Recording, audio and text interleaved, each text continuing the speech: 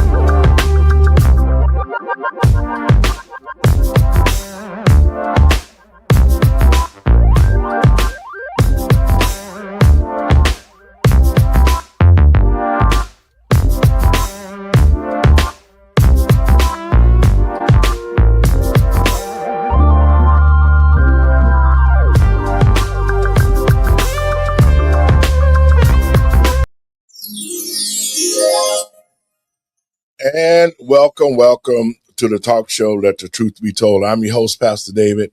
And first, let me give all praises to Yahuwah and Yahusha. That's God in Christ in Hebrew. Well, man, it has been a tumultuous weekend. We had Senator Lindsey Graham to pass away, and we already knew that Mitch McConnell was dead. So, and folks, we had a couple of ICE shootings over the weekend, and we want to talk about that because for me, I don't understand something. If you came to the country illegally, you're here illegally, and you know that if you get caught by ICE, they're going to send you back. So when you get caught, why don't you just stop your car or stop doing what you're doing and let them take you into custody, and that cuts down a lot of stuff. But for what I've seen in one of these killings was a man from Cuba who was driving around the blockade or whatever the case may be, and then when he hit the car, and so when they tried to get him out, he got out and he ran and he got shot. So, and a lot of people are protesting across the country. But I must say this. There's no other place. I can't go to Colombia. I can't go to Nicaragua. I can go to Mexico. I can go to no other country and get paid to come and invade them and live on their soil. And when they ask you to leave, you tell them to go to hell. You're not going nowhere. So that spits in the face of those who have come to this country legally, who have paid their dues, who are going through the process to become an American citizen. It's just like the Haitians. The Haitians talked all sorts of crap when they got over here. They talked about black people this and black people that, and yet they're black. So why would you be here 20 years and not go get your citizenship? So that's what we're going to talk about today, folks. Let me get my crew in. What's on, Mr. Binky? Howdy. Hi, What's up, Dre? Dre, can you hear us down there? Yes, I can. Dre, how's the new baby going? You done called a nap, didn't you? Oh gosh, no. The baby is keeping all of us busy. She is so sweet. She's getting chunky now, so it's a fun time at the house. Okay, cool. Okay, guys. Okay, let's start off with Mitch McConnell. Now, he had a cardiac arrest. What Mitch is about 80-something years old, somewhere in there. 85, I believe it is. Yeah, yep. He had a cardiac arrest. He was unresponsive. They took him out the house June 14th. And so now they're saying he's still alive. when he hasn't made any appearances, he hasn't spoke to anybody, and then they put a video of him out. Let's play this clip, guys. But first, give me your thoughts on that, Randy. Tell me what you think about it. I spoke to Mitch McConnell 20 minutes ago. Really?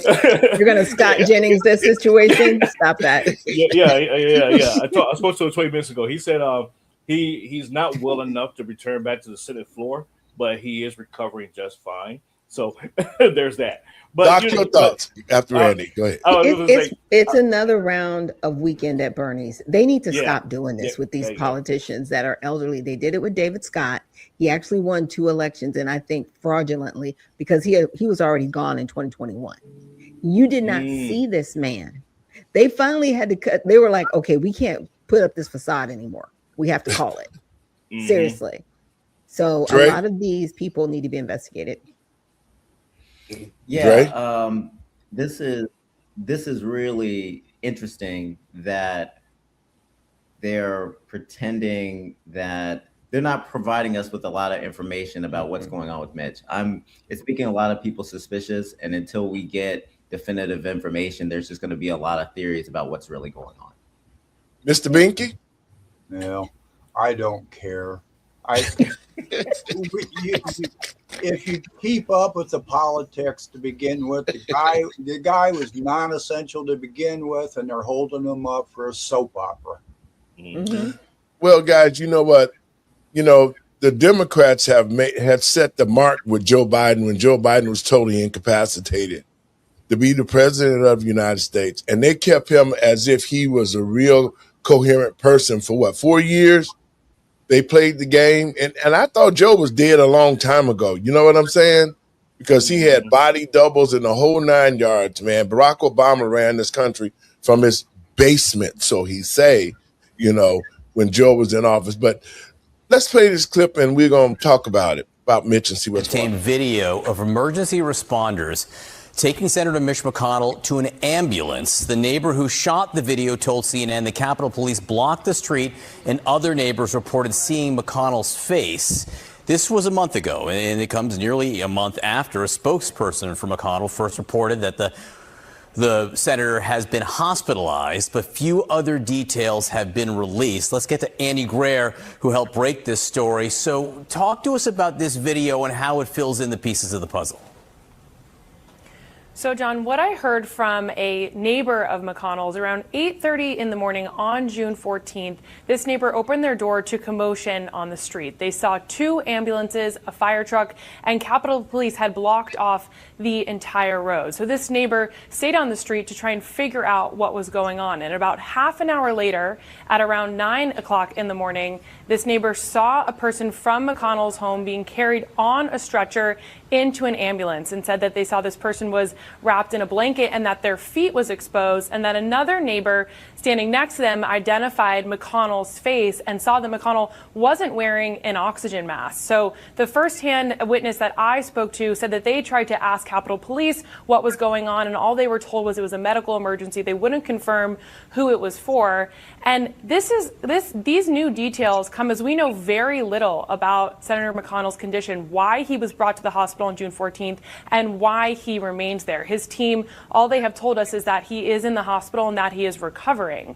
But we do know that there is also EMS audio that shows that first responders came to McConnell's home on June 14th to respond to somebody who was unconscious, who was under cardiac arrest and needed CPR. So since that audio recording has come out, McConnell's team has maintained that the senator is recovering in the hospital. Senate Republican leadership in recent days has said that they've spoken to the senator, each for around 20 minutes or so. But this entire episode has just brought to the forefront and raised questions about what level of transparency lawmakers who are dealing with a medical condition have to share about their situation, while also protecting their personal privacy and serious health matters. So that is what is unfolding on the Hill, and this firsthand account and this video, John.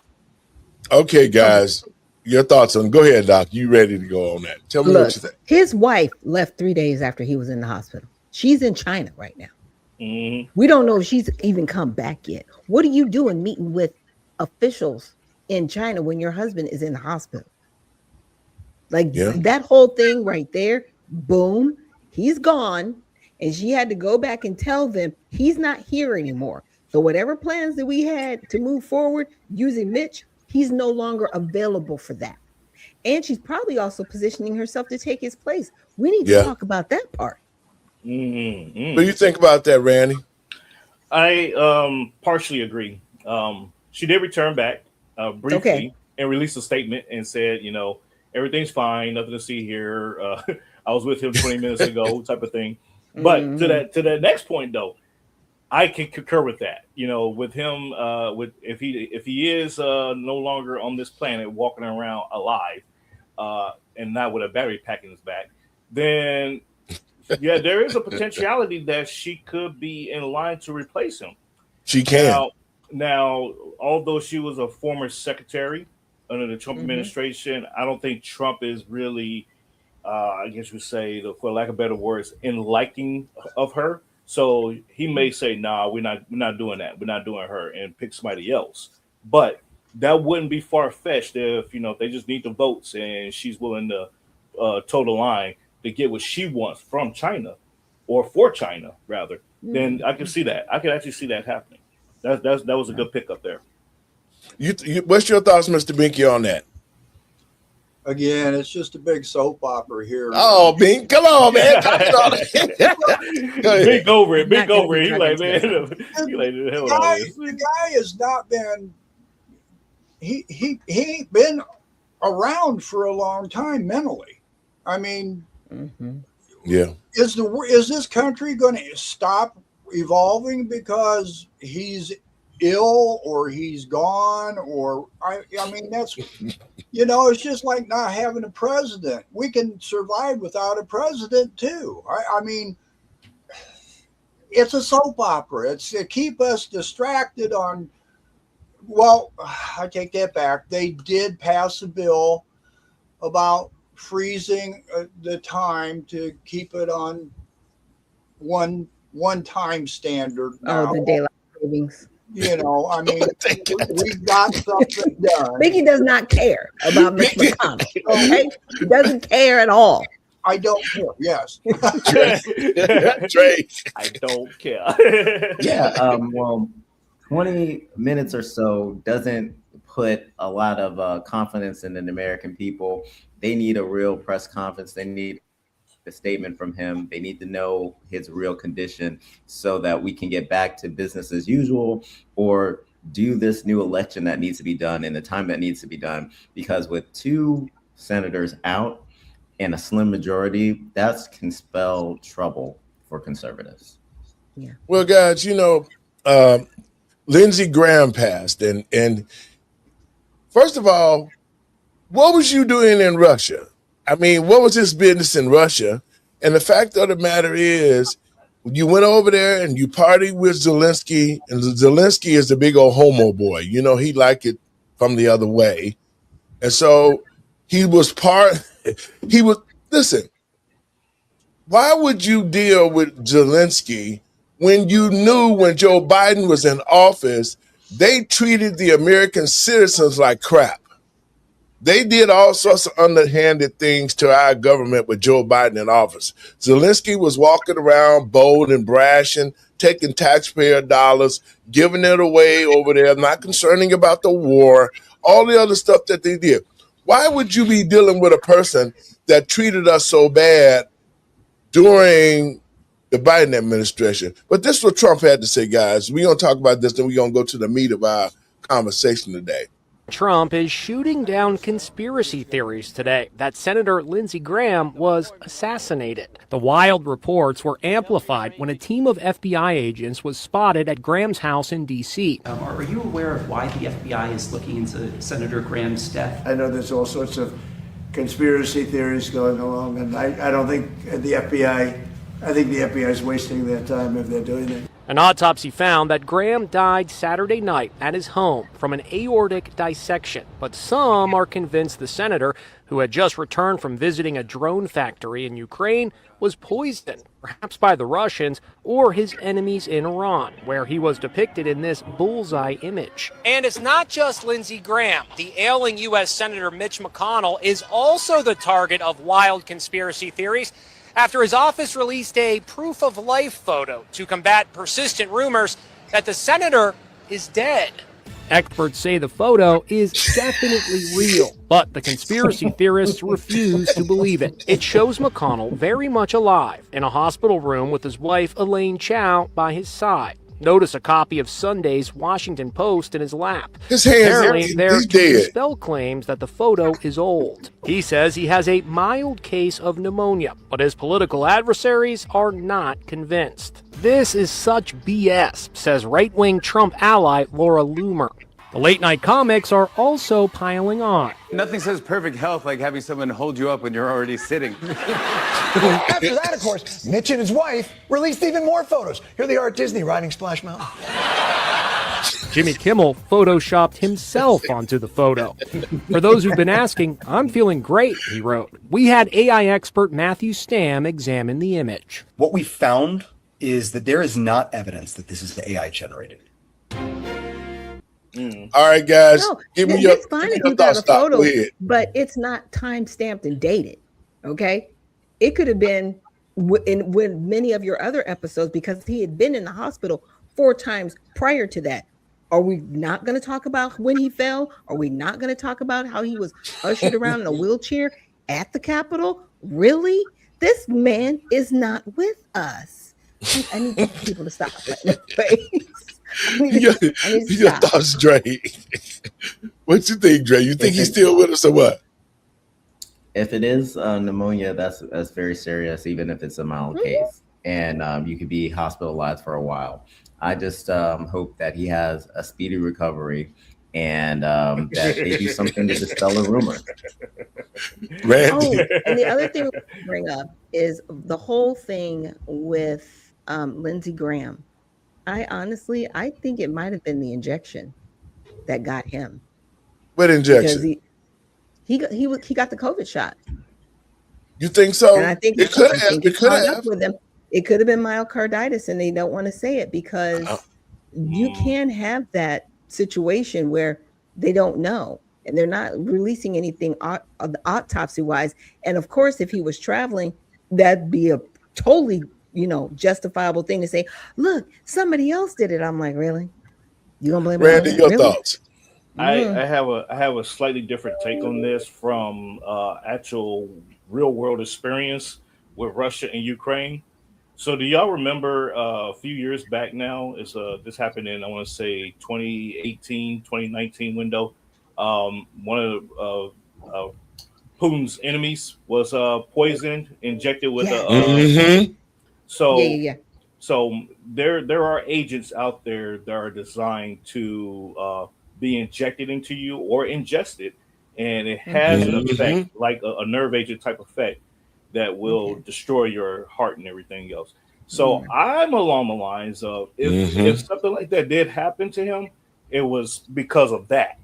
Well, he's been back and forth so many times. I'm kind of like, now you want to do it now? But that timeline adds up for me because that's how the last guy got killed. It happened like the next day where he started experiencing symptoms and everything else, and then he died. So this lines up for me for Lindsey Graham if that happened. For the FBI to be at his house and everything, doing searches and stuff like that, they probably knew like, okay, there's a probability here, and what else does he? What evidence does he have that that could be like secret documents or paperwork, whatever else. So they're looking for something. And President Trump has plausible deniability. And that's why he's like, I'm not going to get into this because he knows. Oh shit!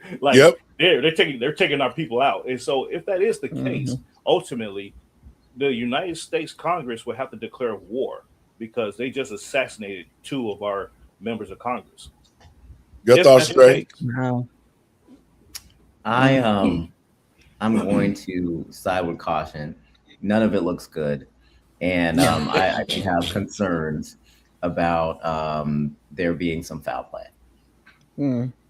Yeah, me too, because, to me, it doesn't make sense if you've been there several times, but I don't know why that these politicians think that we can be at war with other countries, like we're at war with Iran. All sorts of stuff is going on when you go visit somebody. You don't know who is who. And so for Lindsey to be over there and come back in his AR or something bust open like that, he was a left-hander. That's what some people say. And what I mean by that,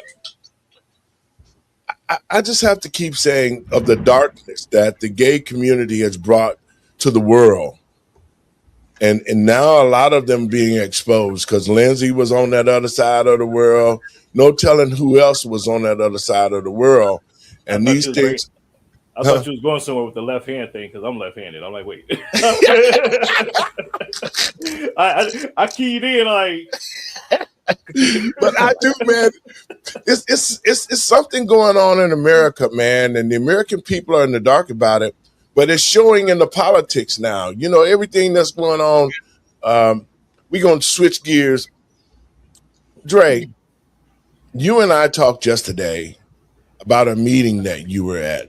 Talk to our people a little bit more about, because the problem that I'm having is this: if you came to the country illegally, first of all, you don't have rights. You are not a citizen, so you cannot say, I need due process, or you are violating my rights, my human rights.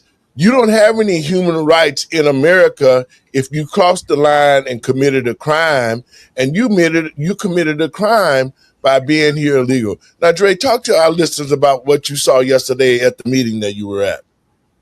Yeah, so I happened to go to this Hispanic roundtable, and basically they brought different leaders from different businesses together to talk about outreach to the Hispanic community. And I was very interested in, participating in this because a organization that I volunteer with, we reach out to all minorities. So one of the things that kind of disappointed me about this particular meeting was that it was essentially that it created an atmosphere that they really didn't trust Black Americans to do certain jobs, and also that there's this belief that Hispanic people are the best workers, and then also that they don't actually that they actually believe that the Hispanic community has experienced more has been like downtrodden for the last decade. And people just know what their knowers that that's true, but they don't have the numbers to back that up. So I kind of wanted to discuss like why that is not true, and why that the Black community really has a PR problem, because there are sentiments that we are not good workers. There's a sentiment that that we are some sort of trouble when it comes to work or just being in an area with other people. So there's a distrust in the Black community. I really think that we need to address that as a community, because if we're going to continue to strive in the economic workforce, we have to do something with that narrative. Yeah, well, it's propaganda. Bottom line, it's propaganda. Because I was saying a couple of years ago, I was like, why is immigration the face of the Latino community? There are tons of people that are here illegally from all over the world, but they continue to focus on this particular demographic to create basically some sort of, I don't want to call it a sob story, but they do. They say, oh, these people are economically disadvantaged and they need more advantages. While at the same time, you disregard the Black community and say, well, you're just lazy. No, we're not lazy. You're just blocking us from opportunities. Have you given them to us, we would be further along than we are now. you keep giving the opportunities to other people. I mean, there are times even at the local level that a Black person applying for a business license won't get it, or there's other stipulations that have to be met in order to get that business license, where you will give somebody who can't even speak English a business license and a loan and a food truck and a restaurant and a retail, and a house, everything. Okay, so it is not us. We don't have the problem. It's a propaganda problem. Now, the way you combat that is with straight stories. So we really have to leverage the media that we already have and just start putting out the narrative. But some things just aren't true. I'm not saying that Hispanic people don't work hard, but Black people aren't lazy. Randy? I think actually I agree with Dr. Shack, but I would say I would take it further that Black people probably actually work harder than anybody else in that regard. And I say that because you think about it, anytime that we step into a room, we have to perform twice as good as the people that's already there, just to prove a point that we belong in the room in the first place. And so I push back on the idea that Hispanics, feel that we are lazy in a sense, but there is a culture. However, and I can back up what they're saying with this is that there is a culture of Black people who are lazy and who are looking for, they fall back to, oh, we need reparations, or we fall when we're chanting those kind of things. That gives the lazy sentiment. Oh, you just looking for a handout, and that's where they're picking that up from. And so it's not that we're lazy. It's not that we don't work or we can't work. It's just that we have a combined culture of those that are giving a perception to others that we are lazy because they see that. The old saying, the loudest wheel, the squeaky oil. Yeah, and that's that batch of people, that culture of people that are screaming the loudest while but they we can't are working. say that we're not lazy, because if you're coming over here having 5 kids and living on welfare, getting HUD and being on food stamps, who's lazy? Yeah, Like demographically, they are at a higher percentage when it comes to that. Who's lazy? That's all I'm saying. Yes, exactly. You want to talk about that, baby? Really... Well, like Doc said, it's propaganda. I mean, I had a company come in and replace 12 windows and a door in basically no time. It was all Black.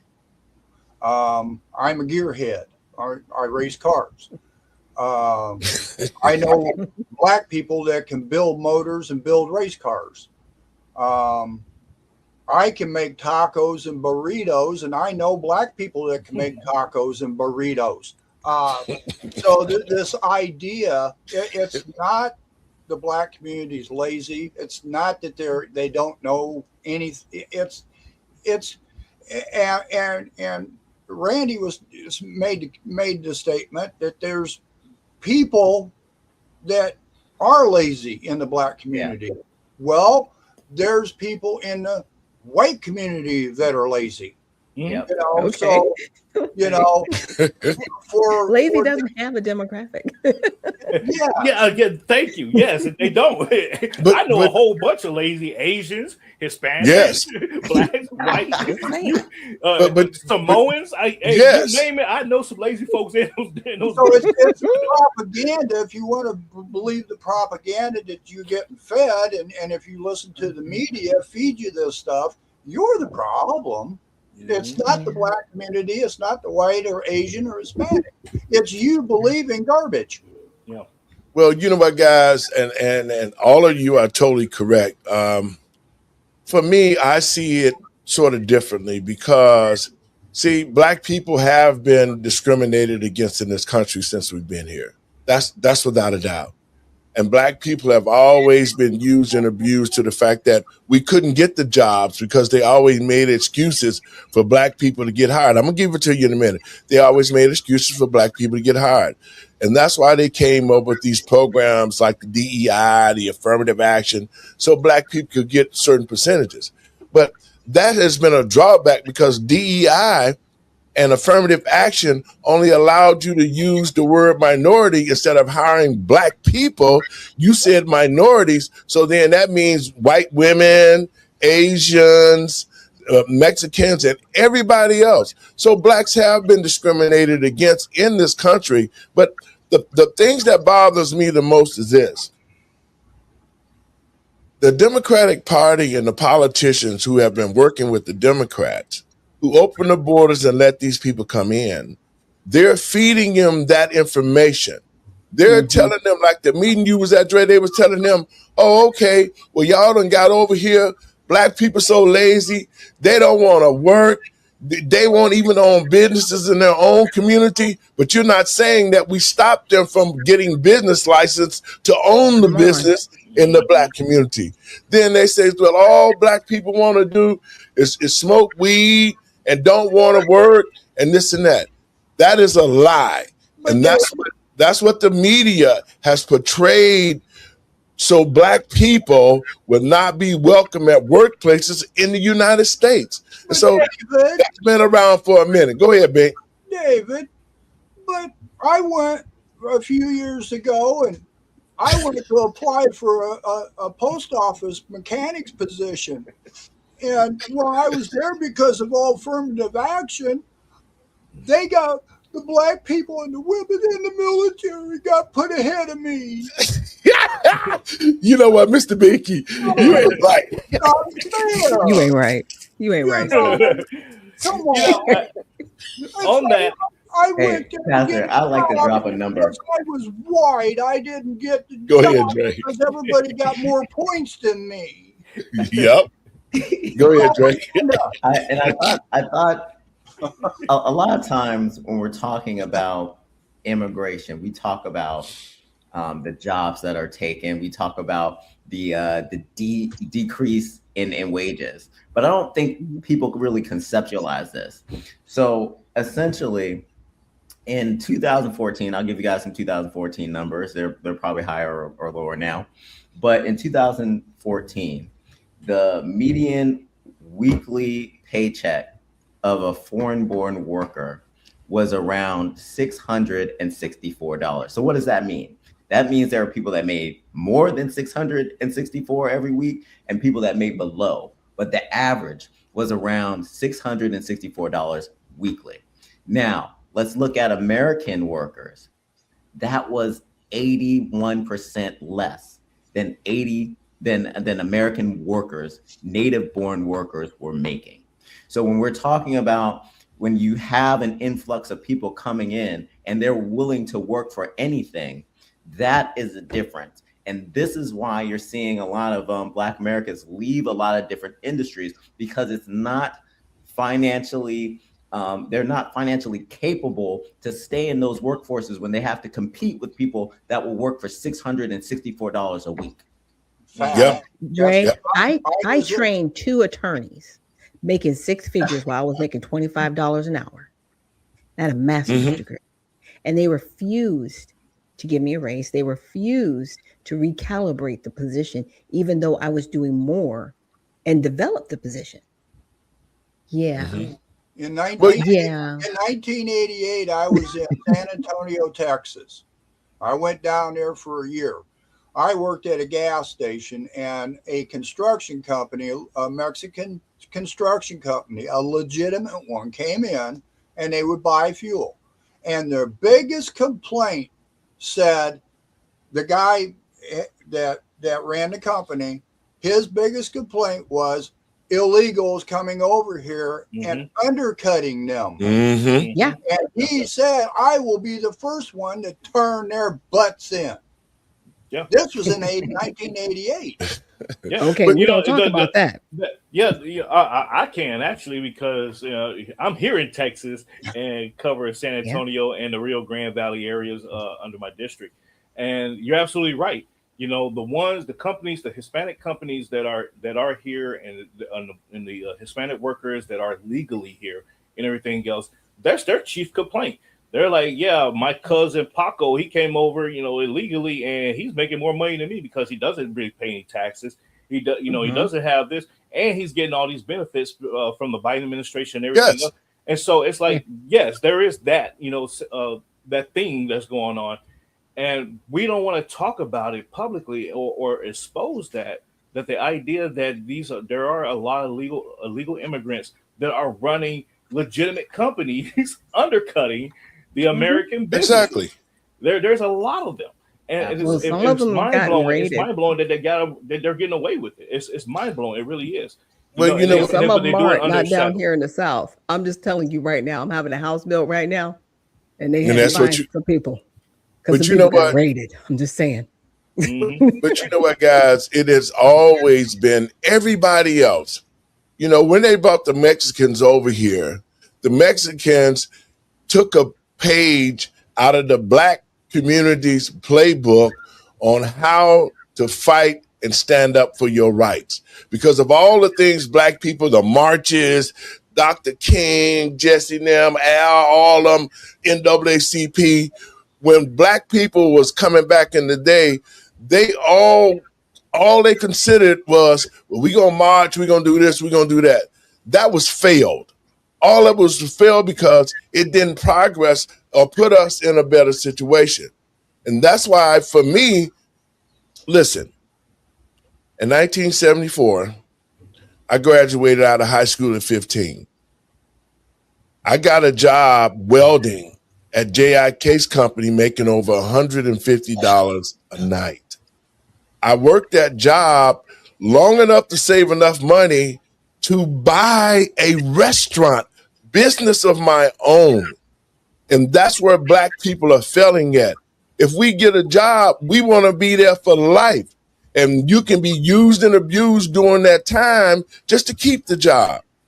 So a lot of people, and especially Black contractors, are getting a bad name because, just like now, every Hispanic that comes to America get a lawn care service. They get them a couple of lawnmowers, they get them a truck, and they start their own business cutting grass. They ain't paying no taxes, and everybody accept them, even other Black people. But there's Black contractors who cut grass who can't even get none of the contracts that they're giving to these people. And these people are making money. They're on welfare. They're getting food stamped. They're getting the house vouchers. They're not paying taxes. Well, hell, you could come up like a fat rat if you was getting all this assistance and not having to pay for anything. Your thoughts, Dre? Yeah, and here's the problem, because we just had the birthright citizenship ruling as of late, and essentially it didn't go the way that most people wanted it, and a lot of people believe, because people have been living here illegally for a long time, that and they've been paying taxes. Some of them have been paying taxes. Some of them are raising families. Some of them aren't getting into trouble. They believe that those people that have been here illegally all that time deserve what we have because of our birthright in this country. They think that they deserve the same privileges as us. And they tell all these sob stories. They tell all these success stories about these people. But at the end of the day, they should not have the same rights as we have, since we are born here, and those privileges belong to us. No, they're criminals. Why do we keep coddling sin like this? They are straight up criminals. You broke the law, and you've broken the law for decades, and then I'm supposed to feel sorry for you? I'm sorry. No, you are a habitual lawbreaker. Period. No. Your thoughts, Bink? Well, the 14th Amendment says subject to the jurisdiction. I don't know what the Supreme Court didn't get out of that deal. It says subject to the jurisdiction of. Well, when your parents are not citizens, you're not subject. We went through this. Right. As Andre was talking about, people in businesses, that paying taxes and that. Here's my solution to a lot of the problems. If you control the purse of the government, you control the government. And if we abolish the 16th Amendment and people understand that when they work, that's not income, that's compensation. Come on. And when you are being compensated for your labor, our founding fathers were very, very much against that. And then thus they created the 16th Amendment that say income. And when we go to a job, what do you fill out papers for? Income. Exactly. Let's get rid of the 16th Amendment. Let's put the curtailment on government by controlling their purse.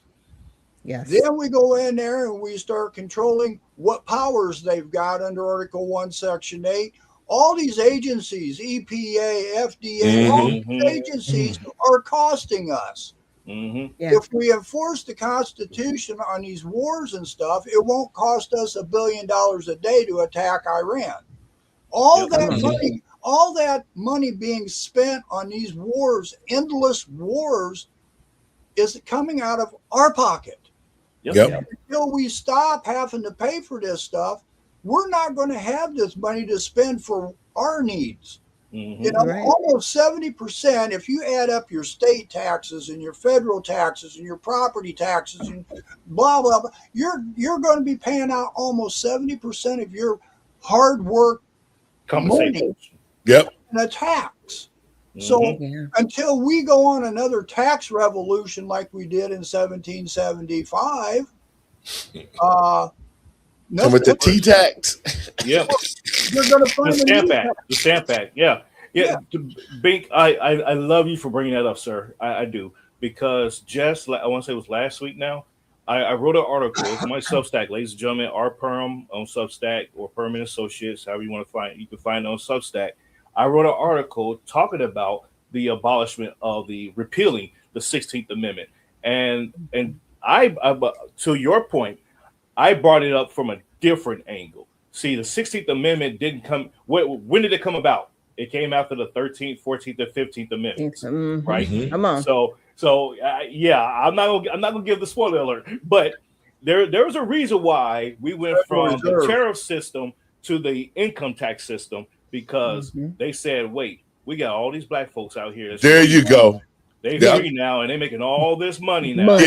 We gotta tax that ass, because and what it look like we taxing our fellow white citizens that's over in Europe and everything else helping us out, and they get off scot free. We ain't doing that. And so that's the origin story of the 16th Amendment. If the people would understand prior to the 16th Amendment and the Federal Reserve, and all that, they would understand that it was the mom and pops, the small people that created the restaurants. They created the grocery stores. We bartered with each other. We traded stuff. You know, and that's what made America big, great, and it gave us the opportunity to live our dream. Now, government's controlling everything that we do. They tell us what cars we can drive, what energy we can use. Come on. We've got to have a permit for this and a permit for that. You're taxed because you look, here's a good one.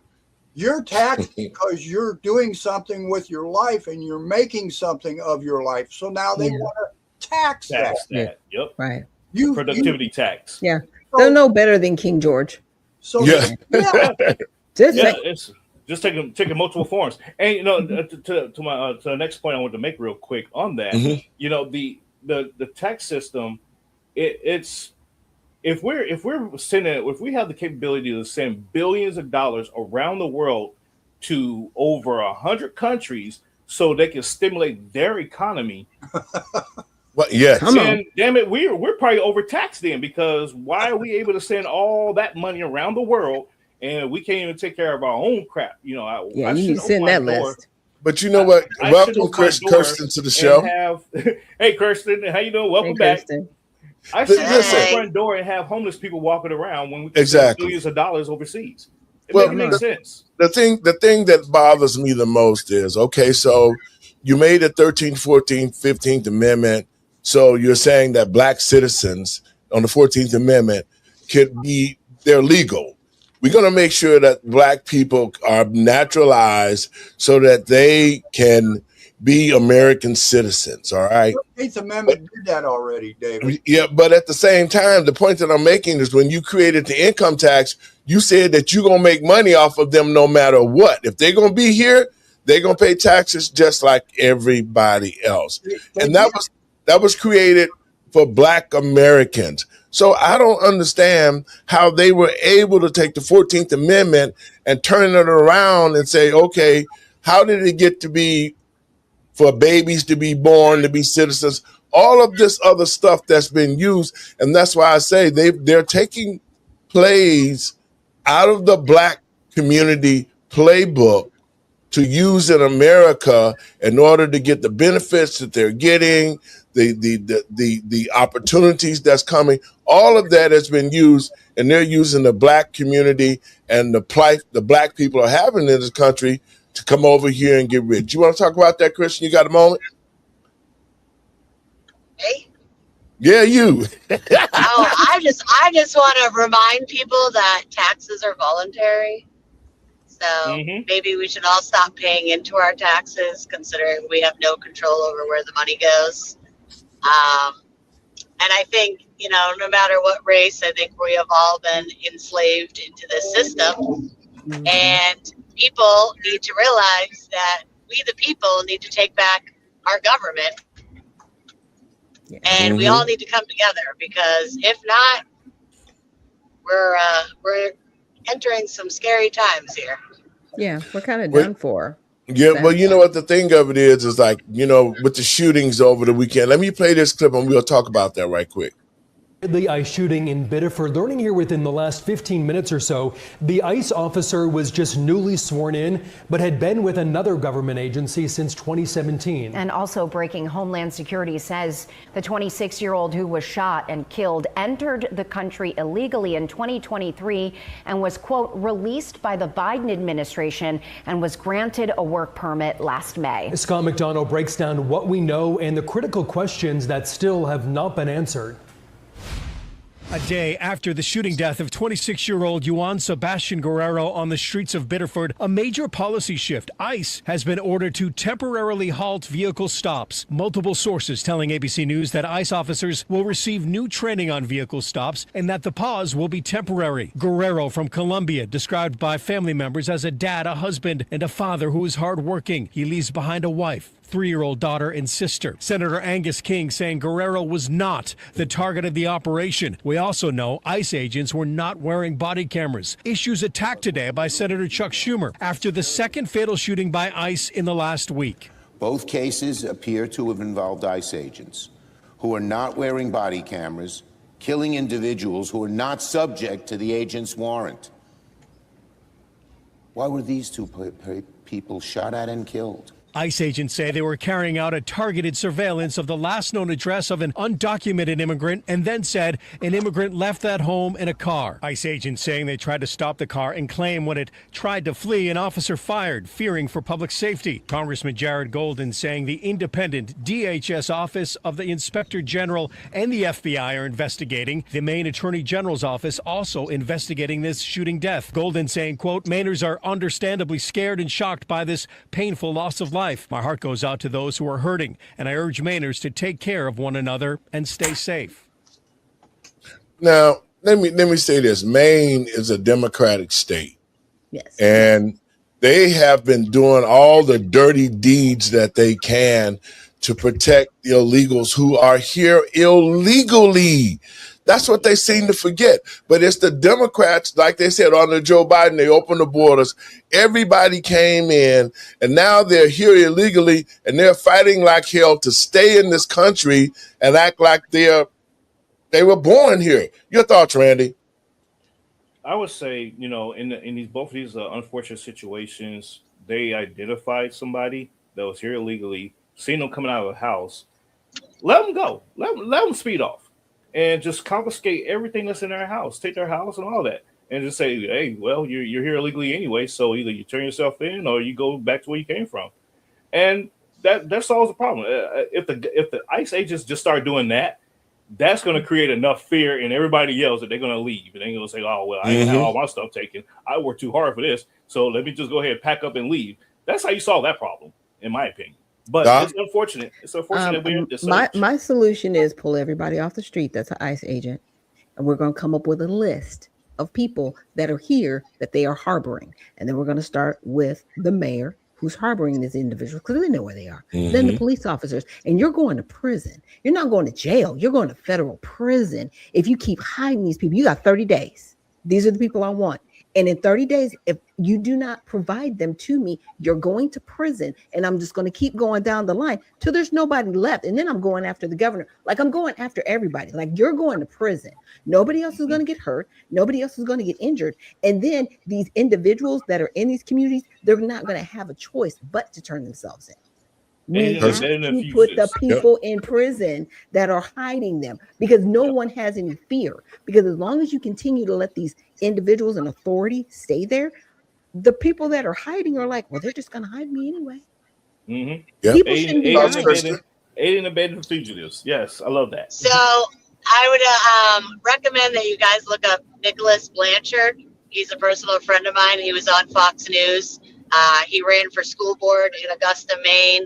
He has had a member of the school board put a restraining order on him and keeps showing up at his work and trying to get him violated. He has the cops at his house on a weekly basis just for standing up. And he went and protested pro-ICE after that shooting. And he was getting assaulted on camera, left and right. And, you know, the issue is you don't see the right out there assaulting people and doing all this craziness. And these people are not getting arrested. I mean, it's on video of them assaulting people. And it's like, you know, that's what frustrated me about, you know, Trump's speech was in this country, we have equal justice. No, we don't. We have a two-tier system. The DOJ is still corrupt. And, you know, it's always the right that's being punished and attacked and doxxed. And it's absolutely disgusting. And if we don't get a grip on this, it's going to force the American people to start taking it into their own hands. Yeah, Mr. the Binky? governors and these mayors need to go to prison. It's like what Kirsten said. There's two sets of rules here. We've got mayors and governors that refuse to uphold their oath and the laws of the federal government with immigration. And I'm glad Kirsten brought that up because you remember the judge up in Wisconsin there. Yes. Well, here's that got no punishment. No punishment. No, just a fine. Just a $5,000 fine. $5,000 fine. Mm-hmm. And the federal judge said that the $5,000 fine was fitting for a few minutes of misconduct by a person who's dedicated her life to helping the poor.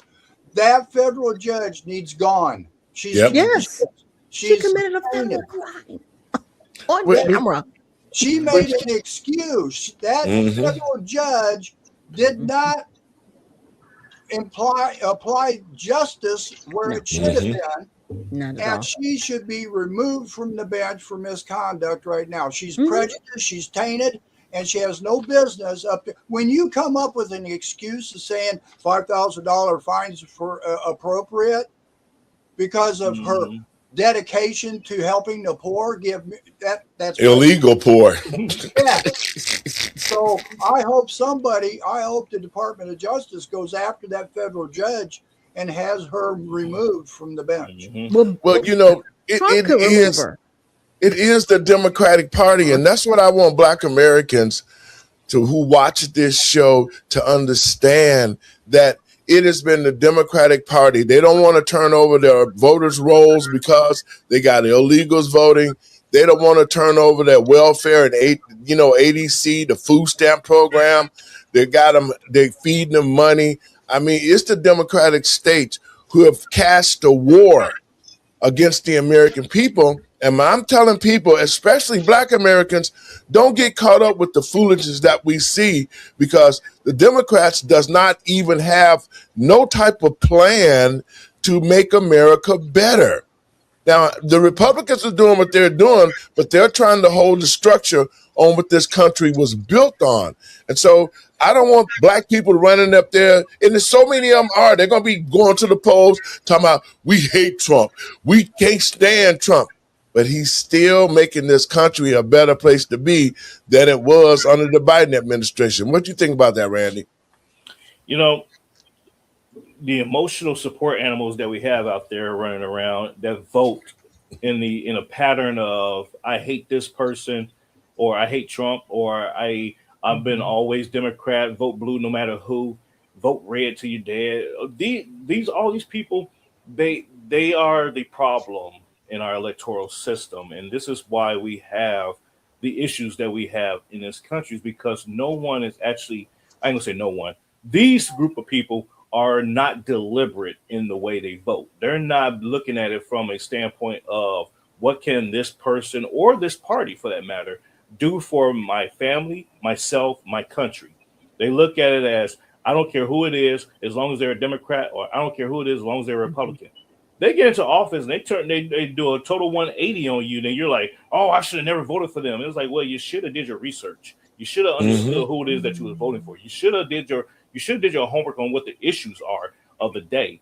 And we don't do that anymore as a society. And this is why we are in the mess that we are in right now. And so to that point, Pastor, I would say, we're doomed because it's not going to change anytime soon. And unfortunately for minorities just across the spectrum they're going to continue to be in these enclaves of doing that kind of voting. And their situation is not going to get any better, and they're going to keep pointing a finger at anybody, other people, not realizing that 3 of those fingers are pointing back at yourself. Kirsten? Well, I'm going to be honest with you. Most of the Republicans are extremely weak. They are. Yep. And, coming up with this midterms, to be honest, it's quite alarming. I feel like a lot of them fill you full of shit, throw you overboard. And then they get in office, and I swear it's like they do good on TV, but I swear that they're all secretly friends behind the camera. Yes. Oh yeah. They are. Oh yeah. It's sad. It is sad, to Kristen's point, because even when I visited South Bend, I was like, where's the Republican Party? You wouldn't even know they existed unless you asked. And then people are like, well, they're over there. I'm like, over there doing what? Nothing. Like, what is going on? It's truly sad. Again, well, think about it. I came up with the Redemption Party. Go ahead. They're pretty spineless, right? We can't even give people clemency and justice for wrongdoing with the government because they're too worried about the midterms. So the reality is, just like most of the Republicans, even Lindsey Graham and all of them, they wanted to shoot us, the J6ers. So it's like, if you can't even get behind us and what the government did to us, you're just in it for money and power. And I'm sorry, but it's getting to a point where it's like you can't trust either party. Mm-hmm. Mr. Binky? It's a uniparty. Go ahead. As far as you might classify this as being a Trump hater or whatever, but I don't look at Trump as a person. I look at him as a politician now. Trump today is not what Trump was in 2016. Okay. Sure. And the thing that's going on right now with me is I'm going to critique what Trump's doing. He's not following the Constitution, for one. So he's got a negative from me on that aspect of it. The other aspect was Lindsey Graham. In 2016, Lindsey Graham was the dumbest politician on the earth and blah, blah, blah. And then now you hear Trump talking. He was a patriot. Yep. Now, come on. We all know Lindsey Graham was a rhino. I'm sorry. Yep. He was a rhino. I'm not dissing him because he's passed away. I'm just stating what his past record is about. And as Kirsten said, Republicans are weak. Yes, they're totally weak. And they're just as big as the problem of being weak as the Democrats being the problem of being who they are. So, I don't hate Trump. I don't like rich people to start with. You know that. But when we get somebody elected to office to give an oath, they want to clean the swamp out, and they're part of that swamp now, I have a problem with that. Well, for me, guys, it's this simple, man. Follow the Constitution. If everybody just followed the Constitution, we would have never been in this mess. Because if you followed the laws that the Constitution was set forth by the forefathers, then the country would be in a better position. But because of the fact that both sides start breaking the Constitution rules, they start doing whatever they wanted to do instead of using the Constitution as a basis for what need to be done and how the American citizens should be treated. I'm going to play this clip and we're going to get out of here. It's about the Haitians who have lost their temporary status. An immigrant, people often think immigration is not a black issue. It is. Now the Trump administration is said to be sending ICE for the Haitians. I need all the people who said this doesn't affect black people to clock back in. Because let me ask you something and answer out loud. How is ICE going to tell the difference between a Haitian, a Jamaican, and a black American? The temporary protection status, it means and entails if your country is unstable, I will protect you. That's what that Statue of Liberty stood for, to welcome those in trouble, So that's a violation of human rights. Sending the Haitians back to Haiti, where? In a place where there is trouble. It's a troubled place right now. Many Haitians are expressing frustration after the Trump administration announced the end of temporary protected status, also known as TPS. So many Haitians, nationals, for thousands of families, this decision has created fear and uncertainty about what comes next. But another part of this conversation, has taught, a lot of people something, and of course, it has also caught a lot of attention from diverse people just wondering, why are these people calling out black folks for no reason. Anyway, guys, welcome back again to my YouTube channel. It's so good to have you. Thank you so much for clicking. When you saw this video, I'm going to let the rest of the videos roll, then I'll come back with more commentary. Credit belongs to original creators of these videos. Don't forget to like and subscribe. So let's jump right in. Guys, you're going to have to get out of here. Randy, your thoughts on that TPS? Because my thing is this. If you were here under the temporary status, and you've been here in temporary status, it states that you can only be here for 18 months. Why is it 18 and 20 years later, you still haven't established your citizenship? And now that the jig is up, you're worried about it and you're crying to black people to help me. Your thoughts on that, Kirsten? Well, these third world countries where they eat cats and dogs and live a whole different life than we do, you shouldn't have been here in the first place, but if we allowed you to come here, it expires at a certain point, and if you're not going to assimilate to America, then get out. Randy? So I'm all for it. TPS, to the Kirsten's point, she's absolutely right. If you came here and you was not trying to assimilate and say, you know what, hey, I actually like this, and let me go through the process of becoming a permanent resident, a U.S. citizen, whatever the case is.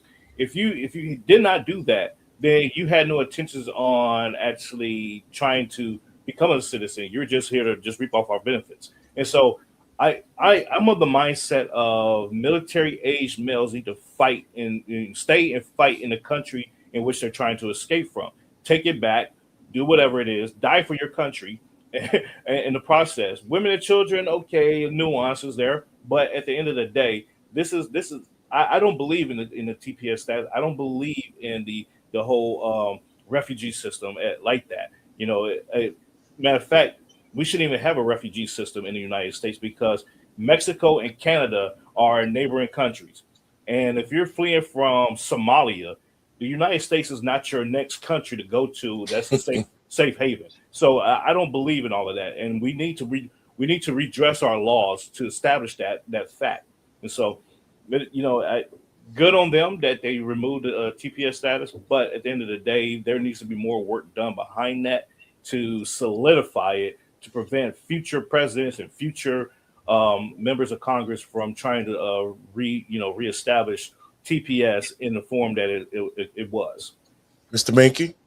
All right, real quick, what was TPS created for? For people to be here on a temporary status until they can get to become Americans. Okay. And that was for 18 months. 18 months. Okay. So they violated the temporary status regulation. The program itself, they violated it. So if you violate that contract the government gave you, gone. It's just that simple. What can anybody cry about? You know? Well, what I think is this. If you came here illegally and you know that you're here illegally and you hate the way that you're being treated because ICE is going to enforce the immigration laws, why don't you just take your ass home? Go back home where you came from and be in your own country. I don't understand how you could be out protesting and you're a criminal and you're standing right in front of the law enforcement,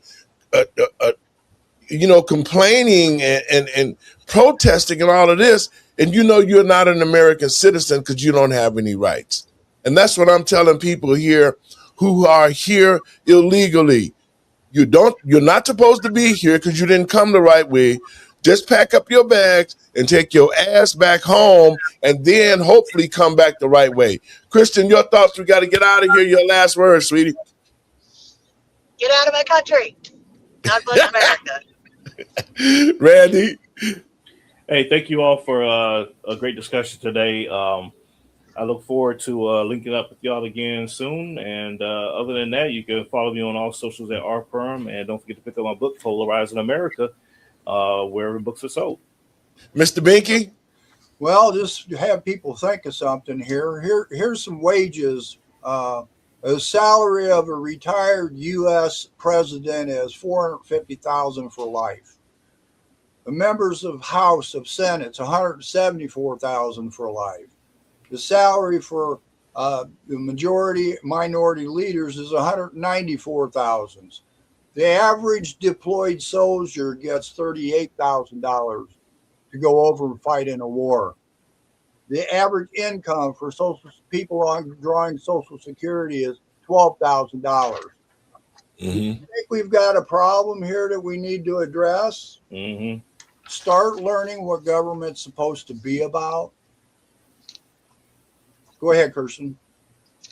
Also, check out my new website, patriot4truth.com. It's got all my social medias, and go look up Corn Pop on social media. He's out in Maine. Not Corn Pop. and you know what?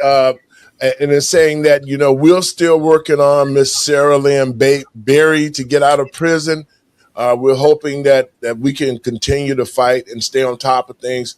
Kirsten is on top of that, and I really thank her for the work that she's done the past 3 years, fighting, trying to help her get out. There's so many people that are in prison, that are locked up, that should be home. And that's what we've been focusing on with our foundation across the country, is trying to fight to get people out that's got C numbers, people who are there that shouldn't be there.